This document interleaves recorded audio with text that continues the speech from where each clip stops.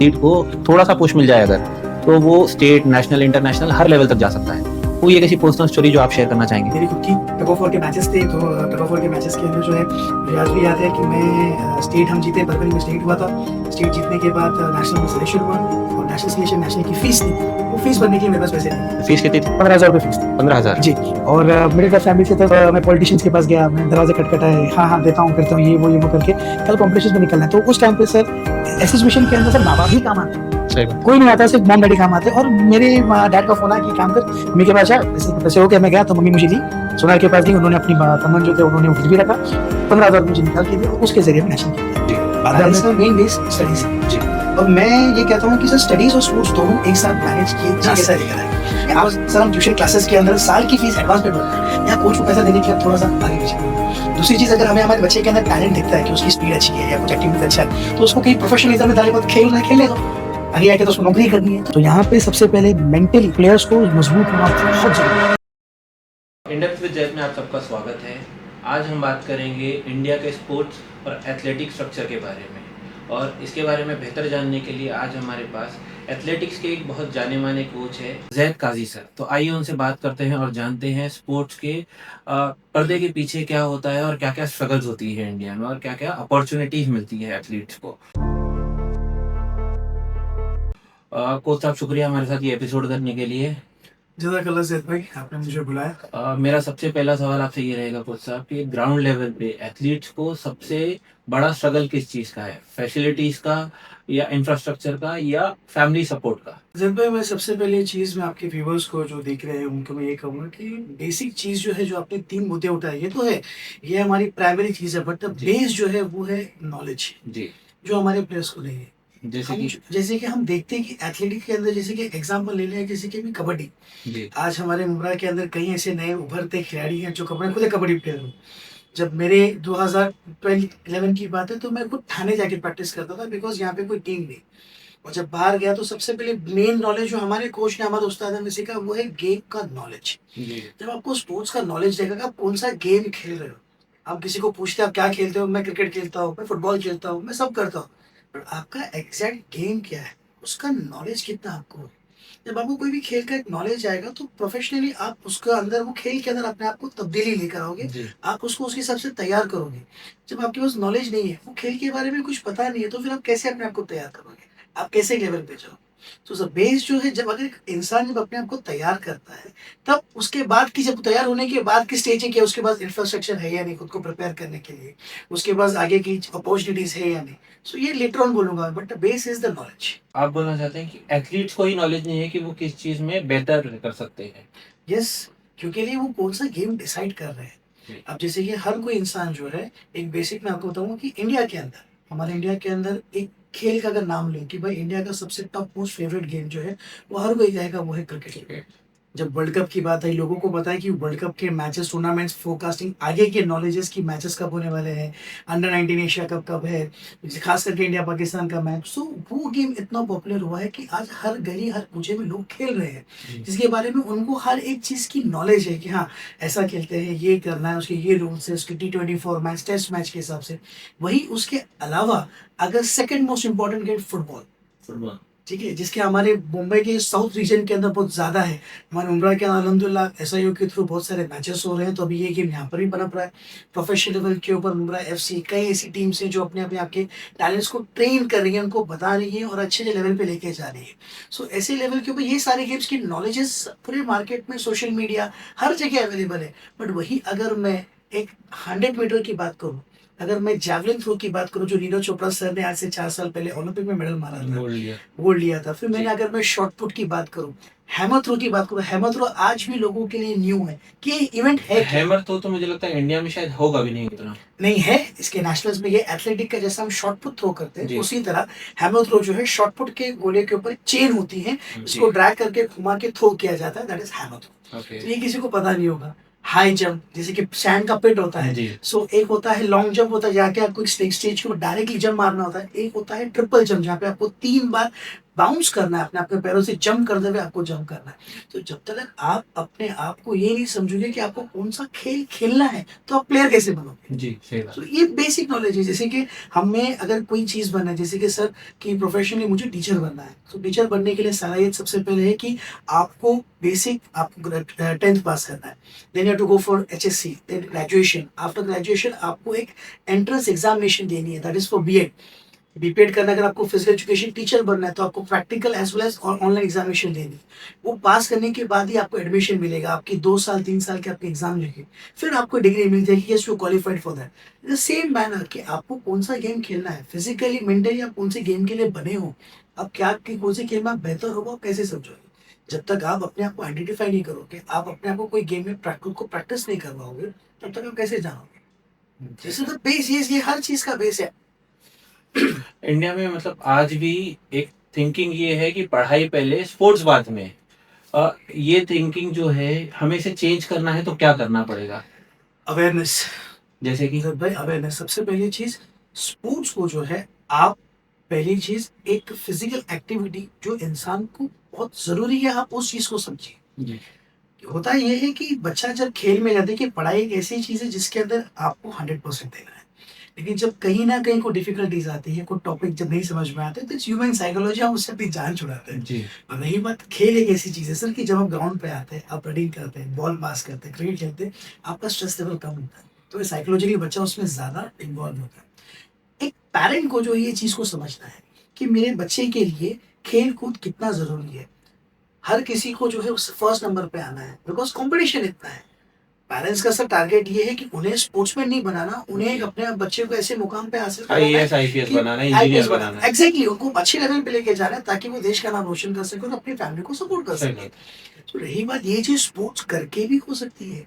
The thing is that कि आपको एक प्रॉपर चैनल से और एक प्रॉपर शेड्यूल के हिसाब से आप जाना है। तो यहाँ पे सबसे पहला काम मैं कहूंगा कि बच्चों के पेरेंट्स का, कि अगर वो इनिशिएटिव ले, वो बेस लेवल पे, जब बच्चा 3 साल का 4 साल का होता है, अगर उसका विद टाइम टेबल थोड़ा सा स्ट्रेस वो भी ले, तो ये चीज आराम से हो सकती है। इंडिया का स्टडी सिलेबस जो है वो इतना वास्ट है, उसमें अगर स्पोर्ट्स को हमें इनकलकेट करना है तो कितना टाइम जाएगा हमें स्पोर्ट्स को कंपलसरी सब्जेक्ट बनाने के लिए? आज तो मुझे लगता है वो ऑप्शनल सब्जेक्ट है। जी बिल्कुल, स्टेट बोर्ड के अंदर अभी तक ये सब्जेक्ट जो है आया नहीं। जी, सीबीएसई और आईसीएसई स्कूल के अंदर मैं पढ़ाता हूँ, तो ग्रेड 9 10th और 11 12 आईएससी, इनको मैं थियोरी पार्ट और एज वेल एज प्रैक्टिकल में लेता हूँ, वहाँ पे बोर्ड एग्जामिनेशन में इनके पेपर्स होते हैं। ओके, लेकिन सर मैं ये न्यू एजुकेशन पॉलिसी जो हमारी गवर्नमेंट लाने की प्रोसेस में है, इन प्रोसेस चला हुआ है, उसके अंदर स्टेट बोर्ड के अंदर भी सर फिजिकल एजुकेशन को ग्रेड 5th to 12th तक इंट्रोड्यूस किया गया है। चैप्टर वाइज की बच्चा फिजिकली कैसे डेवलप होना चाहिए, एक्सरसाइज क्या होनी चाहिए, वो सारी चीजें एजुकेशन पॉलिसी में आ रही है। तो स्लो एंड स्टडी, बिकॉज एक झटके में ही एजुकेशन पॉलिसी को चेंज करना हाँ, नहीं चाहिए। और बच्चों के ऊपर इम्प्रूव करना, अप्लाई करना, ये आसान नहीं है। तो उसके लिए थोड़ा वक्त लगेगा, बट गवर्नमेंट प्रोसेस में है। हमारे देश के जो पेरेंट्स हैं, बेसिक जो 5th 6th 7th में होते हैं, आपने एज कोच उनका नजरिया कैसे देखा है? वो अपने बच्चों को सपोर्ट करते हैं स्पोर्ट्स में जाने, या उनको प्रेशर करते हैं कि आप पहले पढ़ाई करो? देखिए, मैं, हर एक पेरेंट का अपना अपना एक नजरिया है, जी, उनकी अपनी अपनी एक्सपेक्टेशंस उनके बच्चे से, ठीक है। और एक बहुत बड़ा मिथ है हमारे लोगों के अंदर कि इस दुनिया का सबसे बड़ा रोग क्या कहेंगे मेरे क्या बारे में कहेंगे? लोग। सो कंपैरिजन का बहुत मामला चल रहा है। फिर भी अवेयरनेस जितनी हो रही है, जितने इतने नए नए फ्रेंचाइजीज, नई नई टीम्स, नई नई लीग्स आ रहे हैं, अपॉर्चुनिटीज गवर्नमेंट की थ्रू हो रही है, स्लोली एंड ग्रेजुअली मैं कहूँगा कि 10% पेरेंट्स जो है वो स्पोर्ट्स के टूवर्ड्स टर्न हुए हैं।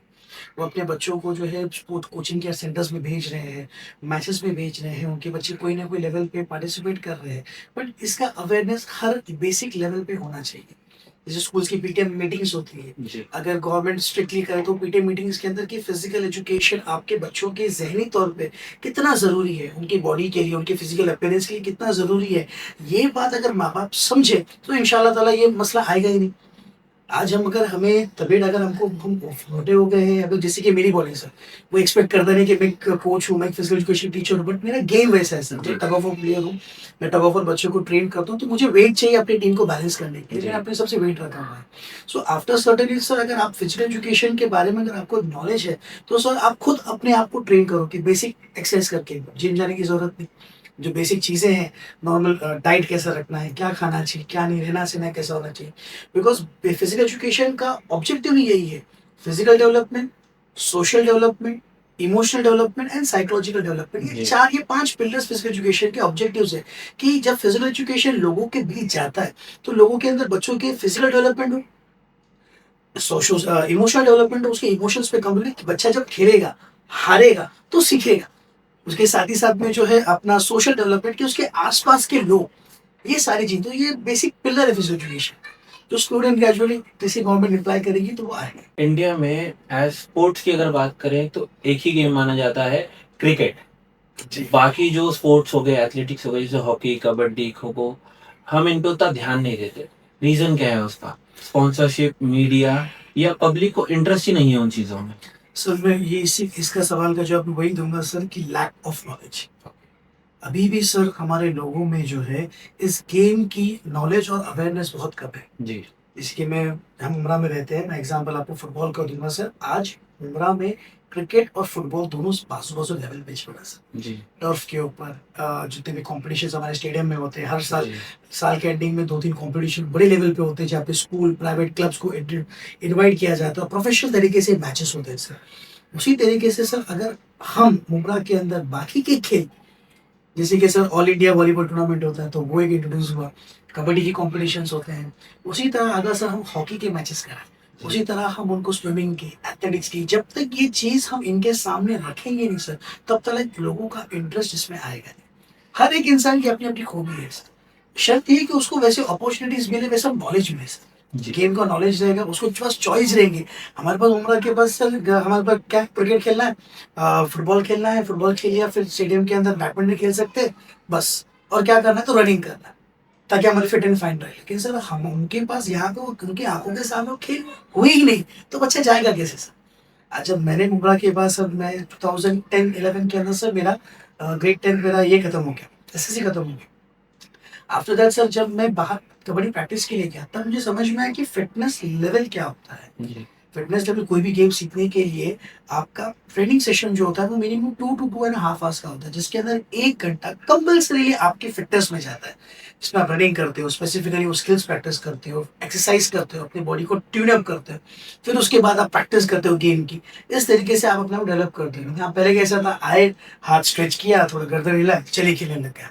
तो फिजिकली आपका डेवलपमेंट हुआ ही नहीं। हुँ, तो इसी तरीके से जब तक बॉडी या फटीग हम होती है बच्चे को। एग्जैक्टली जब हम ये बच्चों को ये सारे खेल सब दिखाएंगे, जैसे कि सर मैं एग्जांपल दूंगा, वहाँ पे हमारे जो मुंब्रा के पी टीचर्स हैं, जी, नहीं जो हमारे पी टीचर्स वो कोशिश कर रहे हैं कि एक अच्छा है, बहुत सारे गेम्स है सर। नेट बॉल करके गेम है, जो जी, बास्केटबॉल और हैंडबॉल का मिक्सचर है। फिर उसके बाद सर जो मार्शल आर्ट्स के लिए शिकाय मार्शल आर्ट्स करके कुछ गेम्स आते हैं, जी। ताइक्वांडो हो गए, जूडो हो गए, ये बच्चों को इंट्रोड्यूस कर, जिसके अंदर आज डीएसओ लेवल के ऊपर, डिस्ट्रिक्ट लेवल के ऊपर मेडल्स अलहमदुलिल्लाह मुंब्रा में आ रहे हैं। कॉम्बैट स्पोर्ट्स तो मुझे लगता है कि अभी बहुत सारे पेरेंट्स इग्नोर करते हैं कि बच्चों के फेस जो है वो खराब हो जाएँगे, बॉडी खराब हो जाएगी।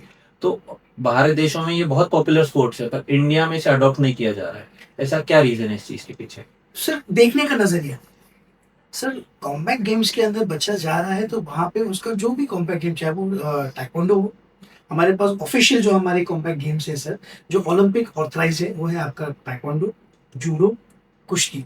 जी, ठीक है, ये 3 गेम्स है, जिसके अंदर ये तीनों गेम्स के ओलंपिक के मैचेस होते हैं। जी, अगर आपका बच्चा प्रैक्टिस कर रहा है, डिस्ट्रिक्ट, स्टेट, नेशनल में जीतता है, देन इंडियन गवर्नमेंट उसके पीछे पैसा खर्चा करते हैं, इसको ट्रेन करती है, they set him for the Olympics. यहाँ पर सर वो बात की बात है कि कौन से लेवल तक जा रहा है, बट बेस जो है सेल्फ डिफेंस, जो आज के ज़माने में हमारे बच्चों के लिए, हर किसी के लिए बहुत ज़रूरी है। ज़रूरी है। यहाँ पे बॉडी की स्ट्रेचिंग होती है कंप्लीटली। जो मास्टर्स होते हैं वो बच्चों को कंप्लीट लेवल पे स्ट्रेच करके उनको और ट्रेन करते हैं, तो बच्चा फिजिकली एंड मेंटली दोनों डेवलपमेंट कर रहा है। मैच खेलना बात की बात, आपको मैचेस करवाना हो नहीं करवाना वो बात है, लेकिन आप भेजो तो सही। ग्राउंड में बच्चा जाएगा, लोगों से इंटरेक्ट करेगा, उसके आइडियाज, उसके वैल्यूज शेयर हो गए, एक से एक्सचेंज हो, कुछ नई चीजें सीखेगा, कुछ नई सिखा के आएगा। तो ये एक चीज है कि देखने का नजरिया, अगर लोग देखने का नजरिया पॉजिटिव वे में ले, तो ये सब चीज मुमकिन है। आपके हिसाब से कॉम्बैट स्पोर्ट्स फ्रेंडली होने के लिए इंडिया को कितना टाइम चाहिए? सर अगर हमारे कोचेस, फेडरेशन उसको पॉजिटिव वे में लेके जाए तो सर टाइम की ज़रूरत है ही। क्योंकि सर क्योंकि जैसे अभी कि हम सिर्फ़ कुश्ती करते हैं। द मोस्ट हमारे इधर पे जो हरियाणा साइड में है, कुश्ती फ़ेमस है। जी, मुंबई साइड में कुश्ती भी नहीं उतनी होती। जी। तो मतलब ये पर्टिकुलर स्टेट स्पोर्ट क्यों हो गया कबड्डी अपना कुश्ती? मैं इसकी एक बात कहूँगा सर कि कुश्ती जो है सर बॉम्बे में भी होती है पर मैट पे होती है। अच्छा। आप कुश्ती कर रहे जो हमने सोशल मीडिया पे मूवीज में देखा, एक जो प्रॉपर देसी मिट्टी में की जाती है, अखाड़े में। अखाड़े में की जी। जाती है सर, और एक जो ओलंपिक लेवल पे की जाती है वो मैट पे मैट की पे जाती होती है, जो हमने दंगल में उसका एग्जांपल देखा है। सो ठाणे के अंदर रेसलिंग एसोसिएशन है, जो मैट उनके मैट्स है, ठाणे, कल्याण, डोंबिवली, यहाँ पे उनके मैच है जहाँ पे उनके प्रैक्टिस सेशंस होते हैं। बॉम्बे के अंदर सिर्फ कल्याण, मुंबई रीजन के अंदर एक कल्याण और शायद बॉम्बे में पता नहीं exactly, I am not wrong, शायद बाइकल्ला साइड में एक अखाड़े है जो आज भी प्रैक्टिस होती है, शायद मैं गलत भी हो सकता हूँ, बट कल्याण में है, मुरबाड साइड पे। दूसरे अलावा कि हमारे दूसरे डिस्ट्रिक्ट में पुणे, सोलापुर, जहाँ से सोलापुर से तो हमारे सिकंदर शेख बहुत ही अच्छे पहलवान हैं, जिनके नाम पे बहुत सारे महाराष्ट्र केसरी, उनको वहाँ पे बुलेट, स्कॉर्पियो, न जाने थार, क्या क्या नहीं मिला है। सो बाकी डिस्ट्रिक्ट्स के अंदर वो है क्योंकि वो मट्टी का खेल है, वहाँ पे अखाड़े बहुत पहले से चलते आ रहे हैं। जी। और बॉम्बे एक ऐसा कि fast growing city, metropolitan city, यहाँ पे इंडस्ट्रीज, बिजनेस, तो इस चक्कर के अंदर से ये चीजें जो है हिडन रह गई और एसोसिएशन से पर इतने फेमिलियर नहीं है, पॉपुलर नहीं है। पॉपुलर नहीं है। अब कई लोग जो होते हैं, कई एथलीट्स होते हैं, स्पोर्ट्स सिर्फ इसलिए करते हैं कि उनका गोल होता है कि उनको एक गवर्नमेंट जॉब चाहिए। तो ये बहुत प्रैक्टिकल सिनेरियो है या ये लूपहोल है एक सोर्स का? जैद भाई, आपने बहुत ही प्यारा सवाल पूछे और मैं आपके जरिए ये मिथ जो है, गलत फहमियां दूर करना चाहूंगा। जी। सबसे पहली चीज sir, government sports quota job क्या है पहले आप ये समझिए। जी। यहाँ पर गवर्नमेंट जो है उनकी कुछ वैकेंसीज होती है जी। नेशनल लेवल के ऊपर, कुछ सिलेक्टेड गेम्स हैं, जैसे कि सर रेलवेज, एयरफोर्स, आर्मी, जिसको हम इनकी टेक्निकल टर्म पे सर्विसेज कहते हैं, ठीक है सर, सर्विसेज हो गए, फिर आपके पोस्टल जॉब्स वगैरह। सर इनके डिपार्टमेंट जो है नेशनल लेवल एथलेटिक्स, कबड्डी, और जो ओलंपिक सिलेक्टेड गेम्स है सर, उनकी टीम्स वहां पार्टिसिपेट करने के लिए आती हैं। सिंपल एग्जांपल सर मैं एथलेटिक्स और कबड्डी का दूंगा। अभी आने वाले कुछ सालों महीनों के अंदर उत्तर प्रदेश के अंदर सीनियर मेंस के कबड्डी के मैचेस है, जहां पे हमारी 29 स्टेट्स पार्टिसिपेट करेंगे। उसके साथ में दो टीम्स ऐड होती हैं, वो है पहली सर्विसेज, सेकंड है सर आपकी रेलवेज। अब ये डायरेक्टली नहीं आते सर, इनके भी जैसे कि हमारे मुंबई मुंबई रेलवे जोन है सर, तो इनके जोन लेवल पहले मैच होगी, यहाँ से फिर इंटर जोन के लिए मैच किया जाएगा। तो इनके ये सारी टीम्स पार्टिसिपेट करती है, तो यहाँ पे डिपार्टमेंट में आईटी सेल के अंदर वैकेंसीज निकलती है। अब सर एक सीधी सी चीज है कि एक इंसान को स्पोर्ट्स कोटा जॉब क्यों दिया जाए, ये सवाल पहले उठता है। जी। जब आप अपने सिटी, अपने स्टेट या अपने कंट्री के लिए कई सालों से लगातार कुछ करते आ रहे हैं, जी। तो उसके एवज में जो है आपको अपॉर्चुनिटी दी जाती है कि ठीक है आप जो है हमारी तरफ से खेले, और उसको डायरेक्टली जॉब अलॉट किया जाता है on the merit basis, okay. As per my knowledge जो ऑन पेपर है। सर अगर आप डायरेक्टली इंडिया के अंदर महाराष्ट्र में अगर आपको गवर्नमेंट जॉब चाहिए अच्छे लेवल की, if you are Olympic medalist, तो सर आपको हाईएस्ट प्रायोरिटी की जॉब दी जाएगी। सेकंड, फिर आप Chhatrapati Puraskar awardee, one of the finest sports person award, जो हमारे महाराष्ट्र गवर्नमेंट देती है, along with 10 lakh rupees cash, पहले 5 लाख था, इसको बढ़ा दिया गया है, ट्रॉफी दी जाती है, एंड बहुत अच्छा गेट ऑफ इंडिया के ऊपर उसका अच्छा फंक्शन होता है, चीफ मिनिस्टर एंड दी बड़े बड़े डिग्निटरीज आते हैं, ओके, और उनके थ्रू वो हमें फैसिलिटेट किया जाता है। फिर उसके बाद आपको अगर आप एशिया के मैं एग्जांपल दूंगा, हमारे असलम इनामदार जो हमारे कबड्डी प्लेयर है कल्याण के, जी। जिनको हाल ही में पालघर से जो है उनको पालघर स्पोर्ट्स डायरेक्टर की पोस्ट दी गई है directly from the government job, जी। बिना एग्जामिनेशन दिए, बिना कुछ के, because he is Asian medalist. उन्होंने एशियन के अंदर, एशियन कबड्डी चैंपियनशिप के अंदर उनको मेडल है as on behalf of Indian team, जिसके बलबूते पे उनको वहां पे जॉब अलॉट की गई है। नाउ सर इन्होंने अपार्ट फ्रॉम दैट उनके कई सारे अंडर 19, अंडर 17 सीनियर के नेशनल मेडल्स है सर, पार्टिसिपेशन है। तो उन्होंने इतने साल अपने देश के लिए, अपने स्टेट के लिए दिए, तो इसके एवज में तो हम आपको कैसे अपलिफ्ट करें, हम आपको कैसे सहारे, तो आपको ये दी जाती है। जी। नॉर्मली आप बोलेंगे मैं एक बार स्टेट खेल लिया, मैं एक बार नेशनल खेल लिया तो मुझे जॉब मिल जाए, सर ऐसा नहीं है। जी। आपको पहली बार आप अपने आप को आपको प्रूव करना होगा कि yes you are eligible for that polity. अगर आपको इंडिया टीम में भी जाना है सर, तो भी आपको कई स्टेजेस क्रॉस करने होंगे। तो ये मिथ एक साल खेल के मेरे को जॉब मिलेगी, ऐसा नहीं है सर, आपको प्रूव करना है कंटिन्यूसली, 5 साल 6 साल आपको परफॉर्मेंस देना है। जब आप परफॉर्मेंस दे रहे हो, आप अपने स्टेट डिस्ट्रिक्ट के लिए मेडल्स ला रहे हो, तब गवर्नमेंट आपको अपॉर्चुनिटी देगी। तो ये बेसिक चीज बच्चों को समझना चाहिए, खास करके पेरेंट्स को भी। तो ये एग्जैक्टली इसका सिनेरियो है। बॉलीवुड में भी ऐसा होता है ना कि मतलब मूवीज में होता है कि एक चैंपियनशिप खेल लिया, एक स्टेट लेवल खेल लिया, गवर्नमेंट जॉब्स मिल गई। तो बेसिकली मतलब ऐसा नहीं होता है, एक प्रॉपर प्रोसीजर होता है उस चीज का। बराबर, बिल्कुल बिल्कुल। और इंडिया में आपके एक्सपीरियंस से एक एथलीट को कितना स्ट्रगल करना पड़ता है फाइनेंशियली और स्ट्रक्चर इंफ्रास्ट्रक्चर के लिए? सर देखिए, गेम वाइज डिपेंड करता है। अगर आप बॉम्बे की, मैं यहाँ की बात करूँ, अगर जी। मुझे हॉकी खेलना है जी। तो मुझे हॉकी खेलने के लिए मेरे पास 3 प्रोफेशनल टर्फ है। एक स्पोर्ट्स अथॉरिटी ऑफ इंडिया जो हमारा कांदीवली के अंदर है। जी। दूसरा है सर वानखेड़े स्टेडियम के बाजू में।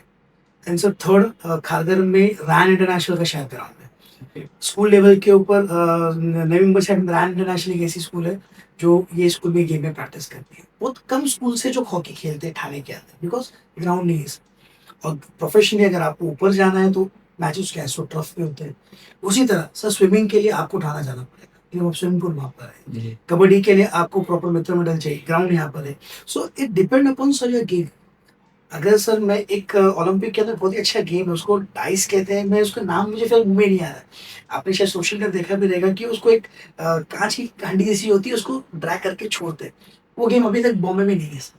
ओके। आइस हॉकी, इसके नेशनल मैचेस होते हैं, विंटर ओलंपिक्स में होते हैं। हमारी महाराष्ट्र की टीम, हमारी मुंबई सिटी ठाणे डिस्ट्रिक्ट की टीम जो है, आपको इसमें पता है ऐसे वर्ल्ड के अंदर से वहाँ पे स्नो का एक ट्रैक है सर। जी।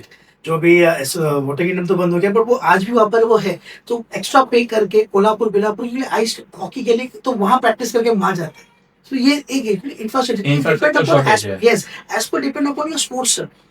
आप कौन से स्पोर्ट्स में हो, आप क्या उसमें लेवल पे जा रहे हो, तो उसकी डिपेंड आपके हिसाब से सर। आप टेबल टेनिस प्लेयर हो सर, आपके पास टेबल टेनिस की अगर आपने घर में टेबल डाल दी तो आपका कोच आपको सिखा सकता है। चेस चेस बोर्ड ले लिया, आप कर सकते हैं। क्रिकेट, आपको विकेट चाहिए, टीम चाहिए। जी। बट सर कुछ ऐसे सिलेक्टेड गेम्स है सर, जैसे कि मैंने आइस हॉकी का, हॉकी का, फिर आपका सर फेंसिंग ओलंपिक गेम है। तो इसके लिए जैसे आपका गेम, फेंसिंग क्या होता है?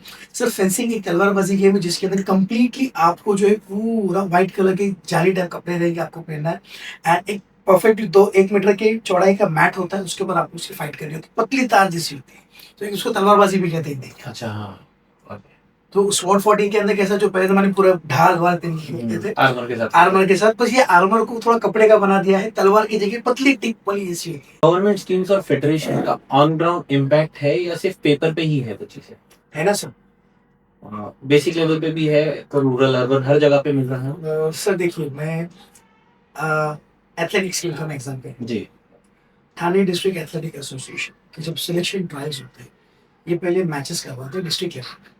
हमारे ठाणे डिस्ट्रिक्ट के अंदर टोटल 6 महानगर पालिका, टीएमसी, एनएमसी, केडीएमसी, फिर आपका बदलापुर अंबरनाथ, मीरा भाईंदर, भिवंडी, ऐसे करके 6 महानगर पालिका, उसके अलग अलग काम करते हैं। तो ठाणे डिस्ट्रिक्ट दादोजी के अंदर पहले लेती थी, अब मुंब्रा का स्टेडियम बनने के बाद मुंब्रा स्टेडियम के अंदर सिलेक्शन ट्रायल्स लेते हैं। सर इसके अंदर क्या होता है सर कि सबसे पहले अगर 100 मीटर्स का मैं एग्जाम्पल, 100 मीटर्स का जो नेशनल रिकॉर्ड है या स्टेट रिकॉर्ड है, अगर कोई प्लेयर वो क्रॉस कर रहा है तो एसोसिएशन उसको पहले पिकअप लेता है। जी। एथलेटिक एसोसिएशन, कबड्डी एसोसिएशन, ये ओलंपिक ग्रेडेड एसोसिएशन है, गवर्नमेंट फंडेड एसोसिएशन, तो यहाँ पे प्लेयर को इजीली फंडिंग हो जाती है। जी। और कुछ न्यू गेम्स हैं, इंडिविजुअल गेम्स, जैसे कि मैं आपको कहूँ कि हॉर्स राइडिंग, हॉर्स राइडिंग का भी से कॉम्पिटिशन होता है, पर सर ये इंडिविजुअल एक अलग है। बहुत ये एक स्टैंडर्ड गेम जैसा हो, इसके एक अलग ही अपने खर्चे होते हैं। फिर जैसे कि मैंने सर आपको तलवारबाजी का जो कहा, फेंसिंग का, इसका किट थोड़ा महंगा आता है। तो ये जो कुछ कुछ गेम्स है सर, इसके लिए प्लेयर्स को खुद को इन्वेस्टमेंट करना पड़ता है। एसोसिएशन, अगर आप एक अच्छे लेवल पे जा रहे हो, आप एसोसिएशन को रिजल्ट लाके दे रहे हो, डिस्ट्रिक्ट को रिजल्ट लाके दे रहे हो, तो फेडरेशन आपको टेक्निकली और उसके लेवल पे जितना हेल्प कर सकता है वो करेगा। ठाणे डिस्ट्रिक्ट जब मैच के लिए जाती है सर, तो पूरा खर्चा, travelling, kit, stay, each and everything is borne by the association. Athletics के अंदर सर वहाँ पे एंट्री फी फेडरेशन भरती है, लेकिन स्टे जो है वो स्टे भी प्रोवाइड करती है, बस स्टे सही है नहीं है, so it's up to the player. Because sir athletic के अंदर प्लेयर का मसल रिलीज होना, स्ट्रेस फ्री होना, ये भी बहुत जरूरी फैसिलिटीज का अगर रेशियो देखिए एथलेटिक्स और स्पोर्ट्स में, तो मतलब ये कहना सेफ एंड साउंड होगा कि जो अर्बन एथलीट्स हैं उनको भी प्रॉपर इंफ्रास्ट्रक्चर अभी नहीं प्रोवाइड हो रहा है इंडिया में। है। या आप नॉलेज बोल लीजिए, नहीं, लेस ऑफ ये नॉलेज ये चीज ये है। बात सही है। इंडिया नहीं, बट मैं हमारे पास ही बहुत बड़ा अच्छा एग्जांपल है सर। मुंद्रा के अंदर हमारे पास मौलाना अब्दुल कलाम आज़ाद स्टेडियम बना हुआ जी। है, जहाँ पे प्रैक्टिस करने के लिए फादर एग्नेल स्कूल के बच्चे, वहाँ के क्लब्स के बच्चे, अंबरनाथ के अंबरनाथ के जो शहर के बच्चे हैं बदलापुर से, सर वहाँ से बच्चे सुबह 4 बजे 5 बजे उठ के यहाँ पे आके प्रैक्टिस करते हैं, बिकॉज ये टर्फ, ये सिंथेटिक का टर्फ वहाँ पे नहीं, उनके पास मैदान है सर, जी। भागने के लिए, फिटनेस करने के लिए उनके पास है। बट सब मैचेस जो है, कंपटीशन वो टर्फ पे होने वाले हैं, वो कर वो प्रॉपर बाउंसिंग वो एथलेटिक टर्फ पे मिलेगा। तो वो टर्फ के लिए कुल बॉम्बे के अंदर सर अगर आप देखा जाएगा, सो हमारे पास मुमरा का एक टर्फ है गवर्नमेंट का, सेकंड साई का है, वो जल्दी किसी को मिलता नहीं है, बिकॉज वो सिर्फ मैचेस के लिए यूज करते हैं, and for the athletes those who are participating for state, national और फॉर द ओलंपिक पर्पस। फिर उसके बाद जो है सर पीडब्ल्यूडी, प्रियदर्शनी पार्क के अंदर एक सिंथेटिक ट्रैक है, सोमया कॉलेज का पर्सनल खुद का ट्रैक है सर, मुंबई यूनिवर्सिटी का एक ट्रैक है, फिर उसके बाद ढानू के अंदर भी एक है। ऐसे कई जगह, कम जगह पर ट्रैक्स है जहाँ पे प्लेयर्स जाके प्रैक्टिस करते हैं। अभी नई नई गवर्नमेंट पॉलिसीज लेकर आ रही है, उनकी प्लानिंग है कि हम लोग नए ट्रैक्स और बनाए ताकि लोगों को कन्वीनियंट हो सके, बट वो इंस्टेंट प्रोसेस, टाइम लगेगा सर, ऑब्वियसली हर एक चीज, बिकॉज सर आपने डिमांड कितना है, आप डिमांड कितना करते हो गवर्नमेंट से, आप जाके ऑन पेपर, सर हवाई बातों पे कोई यकीन करेगा नहीं सर, आप ऑन पेपर जाके उनसे जितना डिमांड करोगे उतना गवर्नमेंट आपको प्रोवाइड करती है। जी। हम कहते हैं कि नहीं मिलता, आप कितनी बार गवर्नमेंट के पास गए, आपने गवर्नमेंट से क्या मांगा, आपने क्या रिक्वेस्ट दी? जैसे कि सर मुंब्रा स्टेडियम के अंदर कबड्डी का ग्राउंड है, वो उनके प्लान के अंदर शायद पास हुआ है, ये मेरे सीनियर से मुझे पता है, लेकिन हमने जाके कभी उनसे मांगा नहीं। जी। ये चीज है कि जब जो कोई भी चीज जाके ऑन पेपर उनसे हम डिमांड करते हैं कि हमारे पास इतना स्ट्रेंथ है, एथलीट यहाँ पर है, बट आप अपॉर्चुनिटी प्रोवाइड नहीं कर, तो ये अपॉर्चुनिटीज प्रोवाइड करना, फैसिलिटीज देना, ये उनका काम है सर। जी। जाके ऑफिशियल ऑथेंटिकली उनसे मांगना ये हमारा काम। इंडिया में टैलेंट तो मुझे लगता है बहुत होगा, जी बिल्कुल। पर नर्चर हम उसे नहीं कर पाते। आपके हिसाब से प्रॉब्लम कहाँ पे? कोचिंग गैप है या स्काउटिंग हमारी वीक है कि हम प्रॉपर बेस लेवल पे जा ही नहीं पा रहे हैं? दोनों सर, स्काउटिंग की भी प्रॉब्लम है, कोचिंग की भी प्रॉब्लम है। कोचिंग की प्रॉब्लम इसलिए सर कि यहाँ पर हम, अभी मैं जैसे आपने पहले सवाल पूछा था कि पढ़ाई को लेकर, जी। पेरेंट्स का मेन बेस स्टडीज है, जी। और मैं ये कहता हूँ कि सर स्टडीज और स्पोर्ट्स दोनों एक साथ मैनेज किए जा सकते हैं। ये आपके ऊपर डिपेंड है कि आप उसको मैनेज कैसा करते हैं। जी। एक बच्चे की लाइफ के अंदर सर बोर्ड एग्जामिनेशन बहुत इंपॉर्टेंट होते हैं, ठीक है सर। अब एज ए पेरेंट हमने बच्चे का करियर क्या डिसाइड किया, उसके ऊपर डिपेंड करता है उसके बोर्ड के परसेंटेज कितने चाहिए। तो यहाँ पे सर बेस लेवल के ऊपर अगर हमें किसी प्रॉपर कोच के पास नहीं डालेंगे तो सर हमको रिजल्ट कहाँ से मिलेगा? सही है। अगर हम कोच को उसकी सैलरी पे नहीं करेंगे, उसकी फीस पे नहीं करेंगे, तो सर हमारा बच्चा रिजल्ट कैसा लेकर आएगा? बिकॉज सर हम ट्यूशन क्लासेस के अंदर साल की फीस एडवांस पे भरते हैं, यहाँ कोच को पैसा देने के लिए हम थोड़ा सा आगे पीछे। दूसरी चीज, अगर हमें हमारे बच्चे के अंदर टैलेंट दिखता है कि उसकी स्पीड अच्छी है या कुछ एक्टिविटीज अच्छा है, तो उसको कहीं प्रोफेशनलिज्म में डाले, पर खेल रहा है खेलने दो, आगे जाके तो उसको नौकरी करनी है। तो ये माइंडसेट की वजह से जो है सर हमारा स्पोर्ट्स टैलेंट, हॉबी है बेसिकली, स्पोर्ट्स एक पेरेंट्स हॉबी के है, लिए। एक हॉबी बना दिए हैं कि चलो खेल रहा है खेलने दो, लेकिन आगे जाके ये क्या ही कर लेगा? बिकॉज मैंने पहले आपको जवाब दिया कि लैक ऑफ अवेयरनेस, माँ बाप को नहीं पता।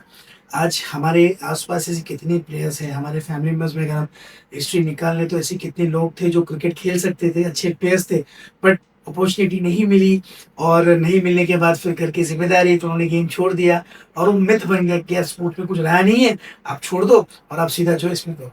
आज कोई भी ऐसा प्रोफेशन नहीं जो हम स्पोर्ट्स से रिलेट करके सर हम उसमें अपना करियर बना सकते हैं। बहुत कुछ है, जी। आप टीचर बन सकते हो, आप स्पोर्ट्स जर्नलिस्ट बन सकते हो, आप स्पोर्ट्स पे आप राइटिंग कर सकते हो सर, बायोग्राफी आप लिख सकते हो, स्पोर्ट्स मैनेजमेंट कर सकते हो, इवेंट ऑर्गेनाइज कर सकते हो। साथ ही साथ में सर आप स्पोर्ट्स के अंदर आप मेडिकल फिजियोथेरेपी कर सकते हो सर। हर एक टीम को फिजियो की जरूरत है, हर एक टीम को एक साइकोलॉजिस्ट की जरूरत है, हर एक टीम को एक किट बनाने वाला डिजाइनर की जरूरत है, एक हेयर स्टाइलिस्ट की जरूरत है। सर ऐसा कोई प्रोफेशन नहीं जो स्पोर्ट्स से रिलेटेड नहीं है। आप स्पोर्ट्स के अंदर इंजीनियरिंग कर सकते हैं, तो पर्सन जो इंसान जो सारे न्यू इक्विपमेंट्स बनाते हैं, मतलब इंफ्रास्ट्रक्चर स्पोर्ट्स में बनाते भी हैं, अलजेब्रा ज्योमेट्री है। एग्जैक्टली, आप बस उसको रिलेट तो करो। आप रिलेट ही नहीं करोगे तो कैसा होगा? आपने अपने करियर में कब कब ऐसा देखा है कि एक एथलीट को थोड़ा सा पुश मिल जाए अगर, तो वो स्टेट, नेशनल, इंटरनेशनल हर लेवल तक जा सकता है? कोई एक ऐसी पर्सनल स्टोरी जो आप शेयर करना चाहेंगे? मेरी खुद की टग ऑफ वॉर के मैचेस के अंदर जो है, मुझे आज भी याद है कि मैं स्टेट हम जीते, परवरी में स्टेट हुआ था। स्टेट जीतने के बाद नेशनल में सिलेक्शन हुआ, और नेशनल सिलेक्शन, नेशनल की फीस थी, वो फीस भरने के लिए मेरे पास पैसे नहीं थे। फीस कितनी थी? 15,000 रुपये फीस थी 15,000? जी। और मिडिल क्लास फैमिली से था, तो शुरुआत तक फैमिली ग्रो कर रही थी। सो मैं पॉलिटिशियंस के पास गया, मैंने दरवाजे खटखटाए, हाँ हाँ देता हूँ, करता हूँ, ये वो करके कल कॉम्पिटिशन में निकलना है। तो उस टाइम पे सर ऐसी सिचुएशन के अंदर सर माँ बाप ही काम आते हैं, सही बात। कोई नहीं आता, सिर्फ मॉम डैडी काम आते हैं। और मेरे डैड का फोन आया कि काम कर, मम्मी के पास जा, पैसे के पैसे हो गए। मैं गया तो मम्मी मुझे ली, सोनार के पास गई, उन्होंने अपनी कंगन जो थे उन्होंने वो गिरवी रखा, 15,000 रुपये मुझे निकाल के दिया और उसके जरिए मैं नेशनल खेल गया। बाद में हमने छुड़ाया वो एक, क्योंकि उस टाइम पे सर अचानक से अमाउंट देना था वहाँ पे। जी। मैंने मेरा जो गेम है वो गवर्नमेंट एडेड नहीं है, इट्स ऑन ग्रोइंग, ओलंपिक में रह चुका है, but because of some issues वो बाहर आ गया, सो स्लोली ग्रेजुअली ग्रो कर रहा है, तो वो भरना जरूरी था। सो ये स्टेज के ऊपर ये मेरी है कि अगर उस वक्त मुझे कोई सपोर्ट करता, उस वक्त मुझे मिलता, तो शायद ये इतने इश्यूज नहीं आते। हाँ, आपके हिसाब से एक एथलीट को मेंटल स्ट्रेंथ कितना इंपॉर्टेंट है? बहुत जरूरी है सर। यहाँ पे साल भर मेहनत करना, और मेहनत करने के बाद अगर हम कंपटीशन 1 सेकंड से हार जाए जी। या 1 पॉइंट से हार जाए, तो प्लेयर सर मेंटली टूट जाते हैं। जी। सो यहाँ पे सबसे पहले मेंटली प्लेयर्स को मजबूत होना बहुत जरूरी है। जी। आप ज़हनी तौर पे हार को किस तरीके से एक्सेप्ट करते हो, हारने के बाद अब दोबारा वापस से मैदान में कैसे उतरते हो, ये चीज बहुत इंपॉर्टेंट है सर। जी। सो मैं कहूंगा कि जब आप स्पोर्ट्स में उतर रहे हो, तो सबसे पहले आपको मेंटली स्ट्रांग होना बहुत जरूरी है। टीम कलीग के साथ में उठना बैठना, अगर आप इंडिविजुअली खेल रहे हो तो इसमें इतनी दिक्कत नहीं आती, बिकॉज आप इंडिविजुअली खुद को परफॉर्मेंस दे रहे हो। बट जब बात टीम इवेंट की आती है, अगर आप किसी टीम के साथ में खेल रहे हो, तो आपके व्यूज, आपके आइडियाज, उसके साथ में रहना, किसी कैप्टन के अंदर ये करना, टीम डिसीजन रॉन्ग हो गया तो उसको एक्सेप्ट करना, अगर हम हार गए तो उस हार को एक्सेप्ट करना, ये बहुत जरूरी है। कितनी बार ऐसा होता है सर कि हारने के बाद अच्छी अच्छी बड़ी बड़ी टीम टूट जाती है, ईगो आने के बाद। क्रिकेट में खासकर होता है कि अच्छे मुकाम पे जाने में जब बल्ला चल रहा है, किसी बड़ी टीम ने अपॉर्चुनिटी, तो जो टीम से आपने शुरुआत की वो टीम को छोड़ के आप किसी और के पास जाते हो। एक मैच के अंदर अगर हमारा स्टार बॉलर मार खा रहा है, तो हम उसको बाद में अब्यूज करना शुरू कर देते हैं, अरे तू क्या कर रहा, क्या नहीं कर रहा। तो ऐसे मुकाम के ऊपर प्लेयर्स को मेंटली स्टेबल होना बहुत जरूरी है। और उसके लिए अगर शांत रहना, काउंसलिंग करने के बजाय जो है आपने प्रोफेशंस की सुनना।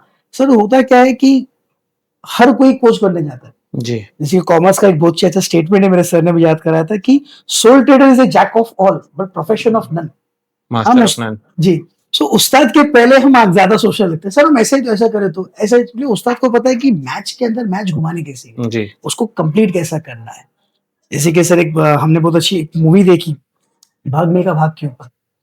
मिल्खा सिंह जो थे सर, वो सिचुएशन से निकल के वो दंगे फसाद से लेके वो आर्मी में आए थे। जी। आर्मी के अंदर से वो भागे क्यों? क्योंकि उनको दूध और अंडे मिलने वाले थे, जी। उनका फटीक माफ होने वाला था, बोल के हो गए। जी। उनकी साइकोलॉजी कुछ अलग ही थी, वो अपने बोलते ना कि अपने हैप्पीनेस के लिए गए, बट वो कोच ही थे जिन्होंने उसको और भी प्लेस लेटर पर उन्होंने मिल्खा सिंह को तैयार किया और वो लेवल तक लेकर गए। मतलब दूध अंडे के लिए भागने वाले एक फौजी को एक एथलेटिक कोच ने फ्लाइंग सिख का किताब दिलवाया था। बिल्कुल सर, अगर आपको अथॉरिटी मिल जाए कि आप इंडिया का स्पोर्ट्स का जो एनवायरनमेंट है, इकोसिस्टम है, उसको चेंज करो, तो एक बहुत बड़ा चेंज आप क्या लाएंगे जो एथलेटिक्स में जो नए आने वाले लोग हैं उनको बेटरमेंट दे सके?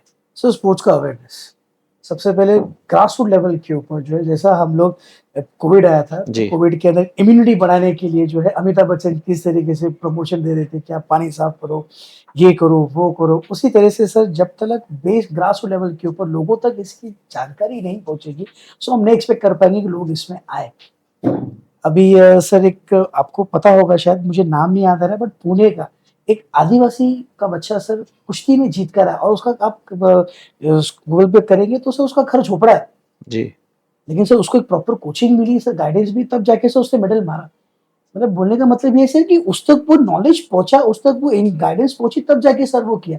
सो मैं यही कोशिश करूंगा कि म्युनिसिपैलिटी स्कूल्स हो गए, ग्रास रूट लेवल के ऊपर what is exactly sports, sports है क्या, स्पोर्ट्स से रिलेटेड लाइफ क्या है, जब ये बेसिक चीज लोगों को मालूम पड़ेगी सर, सो मैं डेफिनेटली कहता हूँ ऑटोमेटिकली लोग इसके ऊपर खींचे चले आएंगे। लोग इसके बारे में खुद फिर पढ़ना शुरू करेंगे। आज लोग एडवांस है, गूगल का जमाना है, लोगों को एक बात को तो लोग 10 चीज उसके बारे में हमें काउंटर करने आते हैं। जी। पहले ऐसा था कि लैक ऑफ नॉलेज था, लोग इतना ध्यान नहीं देते, बट आजकल लोग बहुत एडवांस हो गए हैं। सोशल मीडिया आ गई है, बहुत सारे मोड्स ऑफ हमारा एआई टेक्नोलॉजी आ गई है, चैट जीपीटी पे हम डालते हैं तो 10 चीजें मिल जाती हैं। सो लोग एक बार अगर हम सिर्फ उनको प्रॉपर्ली उनको सिर्फ प्रेजेंट करना है, उनको नजर सिनेरियो दिखाना है, लोग अपने आप आना शुरू करेंगे। जी। और आजकल गवर्नमेंट ने सर ये प्रमोशन करने के लिए खेलो इंडिया गेम्स निकाले, यूनिवर्सिटी लेवल, खेलो इंडिया यूथ लेवल, फिर खेलो इंडिया बीच, अभी दमन दीव के अंदर होने वाले खेलो इंडिया बीच गेम, ऐसा खेलो इंडिया स्कूल्स, जो स्कूल्स के ऊपर बच्चे तालुका के बाद जिला परिषद, फिर महानगर पालिका, जोन, स्टेट, फिर नेशनल की तरफ खेलने जाते हैं। सो ये सारे प्लेटफॉर्म से रखे हुए, तो एक बार ये चीजें बच्चों को, लोगों को मालूम पड़ेंगे तो अपने आप लोग आएंगे सर। सर, मैंने आपको कई सारी पॉलिटिकल पार्टीज के बैनर के अंदर स्पोर्ट्स इवेंट ऑर्गेनाइज करते हुए देखा है। तो एक मेरा पर्सनल सवाल ये है आपसे कि आप किस पार्टी को फेवर करते हैं? देखिए जैद भाई, मैं ये मेरा पर्सनल है जी। ओपिनियन है कि मैं किसको सपोर्ट करता हूँ, ये मेरे तक ही रहे तो अच्छा है। जी। ठीक है, ये मेरी पर्सनल कॉल है और मैं ये किसी के साथ शेयर नहीं करना चाहता, क्योंकि सर वो मेरा पर्सनल कॉल है। अगर मैं यहाँ पे आज कुछ बोलूंगा कल, क्योंकि सर देखिए पॉलिटिकल पार्टीज हालात सिचुएशन के हिसाब से कभी बनती है, कभी चेंज होती है, कोई लोग जुड़ते हैं, कोई अलग हो जाते हैं। बट सर जहां बात स्पोर्ट्स की आती है ना सर, और मुझे कोई भी आवाज दे, मैं पहले खड़ा रहूंगा, जी। क्योंकि सर वहां के बच्चों के लिए कोई इवेंट हो रहा है। आज जहाँ पे मैं रहता हूँ सर, मुमरा के अंदर, जब हम छोटे थे सर, आप भी मेरे एज के, तो आपको पता है सर कि जी। हमने स्पोर्ट्स हमारे स्कूल के ग्राउंड पे वो 4 बाई के खाने में हमने खेला है, बॉक्स क्रिकेट खेला है, यहाँ से ये दीवार से वो दीवार तक हमने सिर्फ रनिंग रेस की, पोटैटो रेस की। जी। लेकिन सर आज जब as a professional, as a coach, as a physical education teacher, जब मुझे कोई अप्रोच करता है कि सर मुझे मेरे एरिया में, सर मुझे इस जगह के ऊपर मुझे स्पोर्ट्स करवाना है, मैं पहले वहां पे जाता हूँ, बिकॉज वहां के बच्चों के लिए कोई चीज हो रहा है। और आज बच्चे उस चीज के लिए मोहताज है, लोग अपॉर्चुनिटी के लिए मोहताज है। आज मुमरा के बच्चों को सर कबड्डी खेलना है, बट उनको पता नहीं कि वो कहाँ जाके खेले। तो चलो प्रोफेशनल लेवल पे नहीं, कम से कम एक ग्रास रूट लेवल पे तो हो। बच्चा चाहता है कि मैं भागू, मैं खेलूं। आज मुमरा के अंदर कम से कम 2 से 3 ही इवेंट में ग्रैंड लेवल के ऊपर, एक उड़ान हुआ, जी। उड़ान के बाद एक नमो चषक हुआ, ठीक है, मैं नाम नहीं लूंगा किसके थ्रू, बड़े बड़े इवेंट्स हुए सर, जिसके अंदर लोगों ने दिल खोल के पार्टिसिपेट किया। जी। माँ बाप ने आके स्टेडियम से बच्चे को देखा भागते हुए, सर वो ट्रॉफी उठाने का मजा, वो मेडल पहनने का मजा, वो माँ बाप रोते हुए आंख में आंसू लिए, चल बेटा तू भाग करके, वो जो चीजें है ना सर, मैं उस चीज का भूखा हूँ। और कल को आपने मुझे आवाज दी कि जैसे सर अपने को एक कॉम्पिटिशन करना है, आप जब भी आवाज दो मैं खड़ा रहूंगा, बिकॉज सर कॉम्पिटिशन बच्चों के लिए हो रहा है। जी। यहाँ पे physically, mentally, socially, emotionally development हो रहा है, मेरा यहाँ के लोग बढ़ रहे हैं सर, तो उसके लिए और बड़ी बात क्या है। मतलब आप पॉलिटिशियंस के लिए नहीं जाते हैं, आप उन बच्चों के लिए, उन जी एथलीट्स के जी लिए जी जी हर पार्टी में जाएंगे जहाँ बच्चों का बेटर जी होगा। हाँ सर, मैंने नमो चषक किया, मैंने खासदार की इवेंट की है, जी। खासदार जो हमारे श्रीकांत शिंदे साहब का है, फिर उसके बाद मैंने उड़ान किया। तो ऐसे जिन जिन लोगों ने मुझे दावत दी कि सर ये इवेंट करना है, मैं पहले वहां पे उठ सकती हूँ। आज के यंग एथलीट्स को अगर आपको एक पर्सनल मैसेज देना हो कि वो कैसे स्टार्ट करें और क्या चीजों पे ज्यादा ध्यान दें, तो वो एक मैसेज क्या होगा? सर सिंपली मैं यही कहूंगा, एज माय पर्सनल एक्सपीरियंस, और अभी के जो हालात हैं, आज के जो फैसिलिटीज कंडीशंस हैं, सबसे पहले आप अपना करियर डिसाइड करें जी। कि आपको कहाँ जाना है। दूसरी चीज, आप कौन सा स्पोर्ट्स चूज कर रहे हो। फिर उसके बाद आपको आपके फैमिली से कितना सपोर्ट है, आप फाइनेंशियली कितने स्ट्रांग हो। जैसे कि एग्जाम्पल के तौर पे सर, अगर आप एक दो पेरेंट्स मेरे पास आता है और मुझे कहता है कि सर मुझे क्रिकेट सीखना है और मैं चाहता हूं कि आने वाले 5 साल के अंदर मेरा बच्चा रणजी खेले, जी। रणजी की टीम में सिलेक्ट हो, तो मैं उसको सीधा कहूंगा कि आप 3 जगह जाइए। एक, मुमरा के अंदर हमारा इतिहाद अकेडमी चलती है वहां पे। जी। Second, straight Wankhede, because that is the hub. अच्छा, मुमरा से डायरेक्ट मुंबई? सीधा वानखेड़े जाइए आप। ओके। क्योंकि सर यहाँ पे मैंने ग्राउंड लेवल पे, मैंने जो हमारे इतिहाद अकेडमी के अंदर जो सर सिखाते हैं मैंने उनको देखा है। जी। तो जो मैंने देखा मैं उसके हिसाब से बोल रहा हूँ। और उनके अंदर अल्हम्दुलिल्लाह कितने बच्चे सिलेक्शन अंडर 14, अंडर 17, 19 में सिलेक्ट हुए, वो लेवल के वो खुद प्लेयर रह चुके हैं। फिर उसके बाद जो है सर, आप ऐसे रेप्यूटेड कोचेस के पास जाए जो प्रॉपरली बोर्ड कमेटी के अंदर है, बिकॉज उनको पता है कि सिलेक्शन ट्रायल्स कब होते हैं। बट उनकी तो फीस भी ज्यादा होगी ना सर, बहुत ज्यादा होगी। तो गेम ही वैसा है सर, अगर आप एक्सपेक्ट करो एज ए करियर, तो सर आपको मेंटली उसके लिए उतना प्रिपेयर होना है सर। और आप कोई भी स्पोर्ट्स लीजिए सर, आप बोलेंगे कि फ्री में कुछ हो जाए, तो सर आज के जमाने में अगर कोई चीज फ्री में नहीं मिलती, आपको आपको कोचिंग फ्री हो जाएगी, जी। आपको स्पॉन्सरशिप मिल जाएगी, बट सर आपका फिजिकल अपीयरेंस, आपकी डाइट, उसके लिए तो आपको खर्चा करना। तो वेरी फर्स्ट चीज कि आप ये देखो कि आपको फाइनेंशियली सपोर्ट कितना है। सेकंड, आप उस गेम के अंदर कितना आगे बढ़ रहे हो, ओके। आपको सपोर्ट कितना, ग्रास रूट लेवल से आप कौन से लेवल पे जा रहे हो। बिकॉज सर यहाँ पे कोचिंग लेने के बाद जब आप एमसीए में जाते हो तो वहाँ का एनवायरमेंट अलग है सर। एमसीए में परफॉर्म करने के बाद फिर वो आपको अपलिफ्ट करते हैं। तो आप जो चैनल से जा रहे हो वो चैनल सही है कि नहीं, वो कोचेस, वो मोड ऑफ मीडियम, फिर उसके बाद आपके स्कूल गेम्स के पार्टिसिपेशन, स्कूल यूनिवर्सिटी लेवल, ये सारे अगर आप पार्टिसिपेशन कर रहे हो कि नहीं, वो चैनल आपको मिल रहा है कि नहीं। तो सबसे पहले इस फील्ड में कदम रखने से पहले आप पहले प्रोफेशनल कोचेस के पास जाके आप नॉलेज ले लीजिए। आप कोई भी स्पोर्ट्स में जा सकते हैं, शर्त यह है कि आप अपने पेरेंट्स के साथ में आपको सपोर्ट कितना है। Because sir that is the one of the most and biggest support. अगर आज मेरे पीछे, आपके पीछे हमारे फादर कहते कि तू जा खेल, सर लिटिल बिंदास खेलोगे जी। क्योंकि कल को अगर आपका डाउनफॉल भी हो रहा है तो they are the only one person जो आपको अपलिफ्ट करते हैं सर। ये माँ बाप भी पहले हैं जो बच्चा अगर गिर रहा है तो वापस से बिना किसी स्वाद के उठाते, बेटा तू खड़ा हो, मैं हूं ना तेरे साथ में। सो वो एक होना जरूरी है जो आपको इमोशनली ये करते हैं। साथ ही साथ में आपके एकेडमिक्स, एकेडमिक्स को अगर आप इग्नोर करते हो तो आप बहुत बड़ी गलती कर रहे हो। एग्जाम्पल के तौर पे आप स्टेट खेल लिए, आप नेशनल बन गए, ठीक है, इंटरनेशनल पे आप नहीं जा पाए, नेशनल लेवल के ऊपर भी आपको आपका जॉब सिलेक्शन हो सकता है।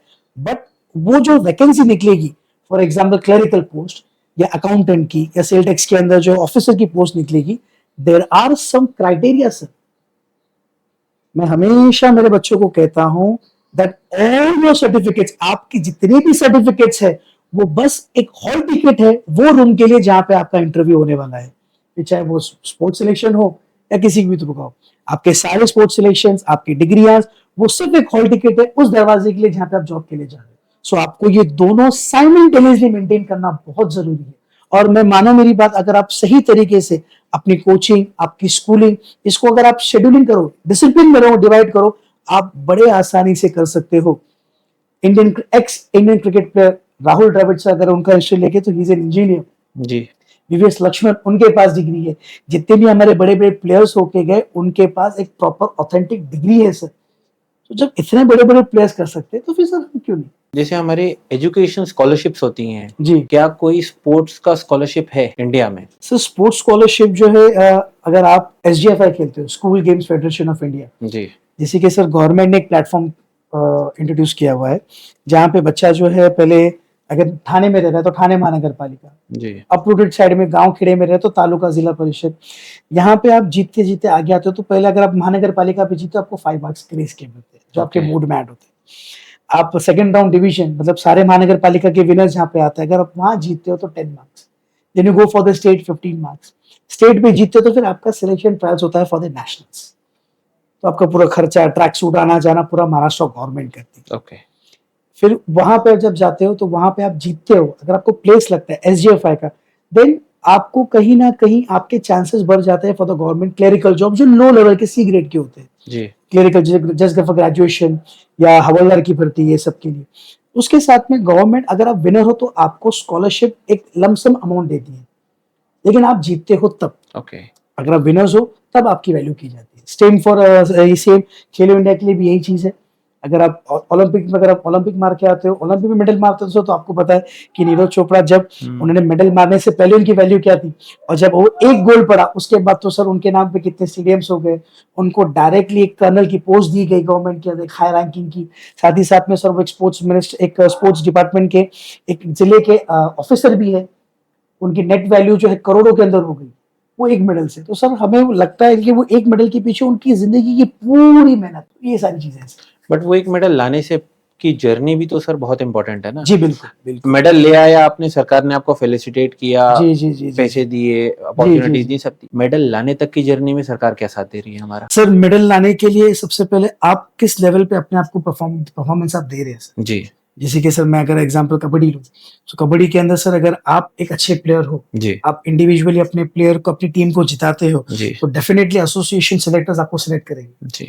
फिर आपको स्टेट वही सेम परफॉर्मेंस स्टेट पे देना है, सेम वही परफॉर्मेंस कंटिन्यू आपको नेशनल पे देना है, तब जाके आपका सिलेक्शन होगा for the Indian team. Sir अगर आप विनिंग टीम है, जैसे कि सर एक क्राइटेरिया होता है कि नेशनल के अंदर Maharashtra team one, Maharashtra first place, Haryana second place and Orissa third place. तो सिलेक्टर्स क्या करते हैं कि विनिंग टीम में से 5 प्लेयर्स रन अप टीम में से 3 प्लेयर्स, थर्ड प्लेस में से 2 players. Okay. That is a mandatory. हर एक एसोसिएशन के अपने अलग अलग क्राइटेरियाज है। इसके अलावा throughout the home competition players लोग ने जो परफॉर्मेंस दी, best raider, best defender, best allrounder, क्योंकि सारे टीम्स स्टेट जीतकर ऊपर आए हुए हैं, जी। सारे डिस्ट्रिक्ट जीत के स्टेट में पार्टिसिपेट किया हुआ है, ऐसे तो आए नहीं, तो उनको भी अपॉर्चुनिटी है। फिर इनका कैंप होता है सर। कैंप के अंदर फिजिकली, मेंटली, इमोशनली आप ग्राउंड पे कितना परफॉर्मेंस देते हो, उनका 10-15 दिन का कैंप होता है। कैंप के अंदर सर उनको तबियत से उनकी परीक्षा ली जाती है और उसके बाद जो खड़ा उतरता है तब जाके उसका इंडियन टीम में सिलेक्शन होता है। सो आपको हर एक लेवल के ऊपर अपने आप को प्रूव करना है और ये हर गेम की रूल है सर। चाहे आप क्रिकेट का ले लो, फुटबॉल का ले लो। आज फुटबॉल के अंदर भी अगर एक ऐसा प्लेयर इंडिविजुअली भी अगर वो गोल पे गोल करता है तो हम इजीली मैचेस क्लियरफाई करते करते हम आगे जाएंगे और इजीली हर कोई भी टीम उसको उठाए। सर एक पर्सनल सवाल, अगर आपके एक्सपीरियंस से आप बताएं, हमारे पॉलिटिशियंस के अंदर, पॉलिटिक्स में तो बहुत कंपटीशन है जी। स्पोर्ट्स में कितना पॉलिटिक्स है? ये बहुत ही एक ऐसा सवाल। देखिए सर, मैं इतना कहूंगा कि जो सिलेक्टर बैठा है सर, यहाँ मैंने आप पे रेड कर दी सर। जी, वो तो सर ऐसा फंसा दिया मेरे को कि अब मैं इसका जवाब क्या दूं, बिकॉज सही लाइव चलने वाला है और किसी ने देखा तो ऑब्वियसली। लेकिन सर जहाँ पे इंडिविजुअल की बात आती है, जी, इंडिविजुअल इवेंट की बात आती है सर, तो आप जितना अपने आप को परफॉर्मेंस दे रहे हो सर, तो आपको कोई रोक नहीं सकता। जी। इंडिविजुअल के अंदर सर एथलेटिक्स मैं इस प्योरेस्ट गेम मानता हूँ। वो इसलिए सर क्योंकि एथलेटिक्स के अंदर अगर आपने वो टाइमिंग रिकॉर्ड तोड़ दिया सर, आपको सामने से कॉल आता है, बिकॉज आपने वो प्रूव किया है। जी। प्रॉब्लम आती है सर टीम इवेंट के अंदर। टीम इवेंट कौन कौन करता है सर? एसोसिएशन उठाते अच्छा, हैं। एसोसिएशन कॉल जैसे कि सर अगर आपने हैमर थ्रो, हम दोनों की फिजिक जो माशाल्लाह हैमर थ्रो जैसी है, शॉट पुट जैसी है, जी। अगर हमने सर उसका नेशनल रिकॉर्ड ब्रेक किया जी। तो सर इजीली हर कोई बड़ी बड़ी फ्रेंचाइजी आपको अपनी कंपनी में चाहेगी, because we will represent them. Yes. हम नेशनल लेवल को रिप्रेजेंट करेंगे तो वो सामने से हमारे पास चल के आएंगे। जी। लेकिन जब बात सर टीम इवेंट की आती है, तो टीम इवेंट के अंदर सर इंडिविजुअली टीम के साथ में रहकर परफॉर्म करना थोड़ा सा प्रॉब्लम आता है। हमारे कलीग्स कभी कोई टांग खींच दिया, क्रिकेट में से कितने बार ऐसा हुआ है, मेरे साथ यूनिवर्सिटी मैचेस में हुआ है सर। यूनिवर्सिटी मैचेस के अंदर जो है कभी कभार कॉल गलत हो गया, रन आउट हो गए, तो उसके बाद जो है बॉलिंग कर रहे लेकिन फील्डर्स ने कैच छोड़ दी, छूट गया, तो ये टीम इवेंट के अंदर कहीं ना कहीं ये थोड़ा प्रॉब्लम आता है। तो सिलेक्टर वाइज सर मैं इतना नहीं कह सकता, क्योंकि मुझे इतना, मैंने अपनी लाइफ में उतनी लेवल की मैंने अभी तक देखा नहीं उसे। लेकिन मैंने इतना देखा है कि मैंने मेहनत किया, मैंने परफॉर्मेंस दी, मेरा रेपुटेशन सबके साथ में अच्छा है, I am good on my track, तो सर अपॉर्चुनिटीज आपको सामने से मिलेंगी। बट इफ अगर आप एथिकली खराब हो, आपका रवैया गलत है, आप अनएथिकल वे में अगर आप कहीं जा रहे हो, तो सर आपको कोई अप्रोच नहीं करेगा। So you have to be very strict with the rules. आपको एसोसिएशन के हद में रहकर सारे काम करने, आपको उनके रूल्स फॉलो करने, and the most important thing sir, आपको परफॉर्मेंस देना ही है on each and every time. जब तक आप परफॉर्मेंस नहीं दोगे तब तक सर आपको कोई पूछेगा नहीं। लाइक क्रिकेटर सर, जब तक बल्ला बोल रहा है सर, तब तक बैट्समैन की कदर है। सेम वे कोई भी स्पोर्ट्स के अंदर, तभी आप परफॉर्मेंस दोगे, उतनी आपकी जो है आपको सामने से अपॉर्चुनिटीज मिलेगी। सही बात है।